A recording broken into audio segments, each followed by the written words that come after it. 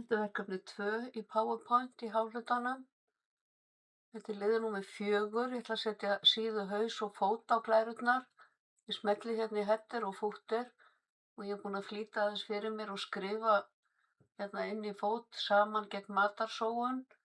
Haka hér við slide number af því ég vil hafa númer á glærum hérna og haka við don't show on title slide því að ég vil ekki að textinn og glærunúmer komi hér á efstu síðuna.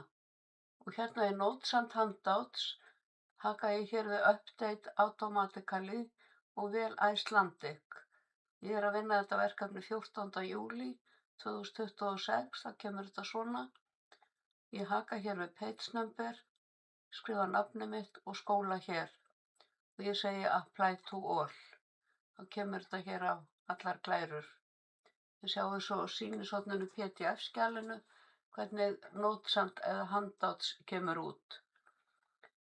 Ég ætla að setja inndrátt á glæru 2 og þið sjáum það að ég er búin að því hérna smelti ég bara í línuna og einu sinni á Increase List Level og hér smelti ég tvisvar á Increase List Level. Og ég er líka búin að setja inndrátt hér á síðu 3 og síðan ætla ég bara að færa myndina og hafa hann einhver staði hér. Þessa mynd get ég ekkert gert við nema að fara aftur í Slide Master. En þessi mynd má bara vera hér. Síðan kemur glæra 4 og þá ætlum við að setja myndina hérna einhver staðar. Það er alveg hvað þið setja hana. Og síðan ætla ég að setja inn form. Þá fer ég hér í Insert og Shapes, vel útlit, teikna það hér á og skrifa textan inn. Ég var búin að skrifa hann hérna, þannig að ég ætla að fara í hérna, flýtti hérna aðeins fyrir mér og þið getið farið hérna í Shape Format og Shape Styles og hérna í Format Shapes þá getið þið valið hérna textabox og haka við Resize Shape to Fit Text.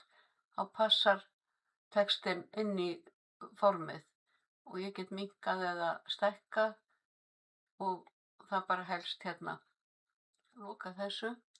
Síðan get ég farið hérna í Shape Format og valið annað útlit. Get valið til dæmis þetta hér ef ég vil hafa svart litur inni og ég get farið inn og valið ramma í kring eða annan lit inni eða hvernig sem það er. Bara hafa það læsilegt. Og síðan ætla ég að fara hér á glæru 5, hún er hér, og setja inndrátt á texta. Ég ætla að sýna ykkur í öðru myndskeiði hvernig þið setjið inn í SmartArt og eins í WordArt. En hérna ætla ég að setja inndrátt á texta. Við sjáum þetta á sýnishorninu. Á síðustu glæruna eigið að setja áherslunúmer í staðinn fyrir áherslumerki. Þá þurfum við að setja hérna textan í blokk og smella hér á numbering. Og ef þið viljið færa þessa mynd eitthvað til, getið þið gert það.